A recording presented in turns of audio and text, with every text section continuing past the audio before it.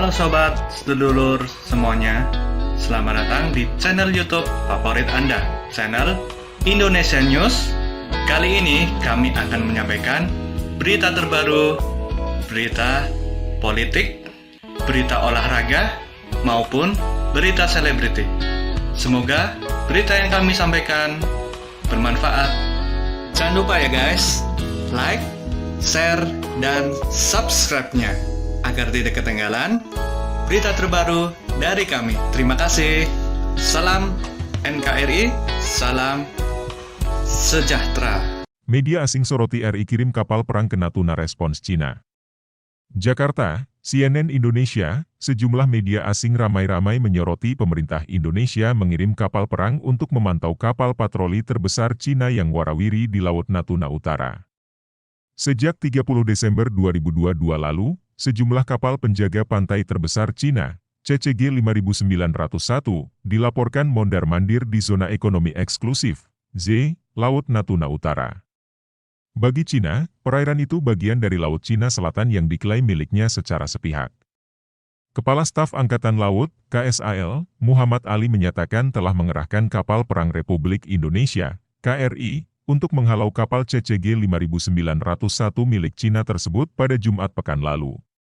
Sudah, kerahkan KRI untuk halau kapal CCG 5901, kata Kepala Staf TNI Angkatan Laut, KSAL, Muhammad Ali, Jumat 13 Januari. Ali menyebut pemantauan dilakukan pada area hak bernavigasi mengikuti ketentuan zona ekonomi eksklusif, Z, yang telah ditetapkan Perserikatan Bangsa-Bangsa, PBB, melalui United Nations Convention on the Law of the Sea, UNCLOS. Sejak itu, respons Indonesia terhadap tingkah Cina tersebut menjadi sorotan media asing. Portal berita Amerika Serikat, CNN, menuliskan laporan berjudul, Indonesia kirim kapal perang pantau kapal Coast Guard Cina, pada Minggu 15 Januari. Media yang berbasis di Qatar, Al Jazeera, juga melaporkan hal serupa. Mereka menulis dengan judul, Indonesia kerahkan kapal perang pantau kapal Coast Guard Cina, pada Sabtu 14 Januari. Media Australia, ABC News, juga memberitakan lokasi yang lebih spesifik menyoal kapal Cina dan Indonesia. ABC News menulis laporan berjudul, Indonesia kirim kapal perang pantau kapal Cina di Laut Natuna Utara yang disengketakan. Di paragraf pertama, mereka menyebutkan Indonesia mengerahkan kapal perang, pesawat tak berawak, dan pesawat patroli ke Laut Natuna Utara untuk memantau kapal Coast Guard Cina. Kapal Cina tak melakukan aktivitas yang mencurigakan. Namun, perlu kami pantau karena sudah lama berada di zona ekonomi eksklusif, Z, Indonesia, ujar Kepala Staf Angkatan Laut, KSAL, Muhammad Ali, dalam laporan ABC News. Sementara itu, sampai saat ini, juru bicara Kedutaan Besar Cina di Jakarta tak segera memberikan komentar mengenai aktivitas kapalnya di Z Indonesia tersebut. Aktivitas kapal Cina di Natuna Utara mencuat usai Indonesia Ocean Justice Initiative, IOJ, melalui Automatic Identification System, AIS, melaporkan kapal CCG 5901 berlayar di Laut Natuna, di dekat ladang gas Blok Tuna. Selain itu, IOJ juga menyebutkan kapal Beijing beraktivitas di ladang minyak dan gas Vietnam Chim Sao sejak 30 Desember.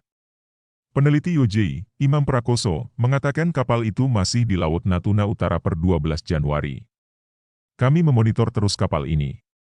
Sepertinya bakal lama di sana.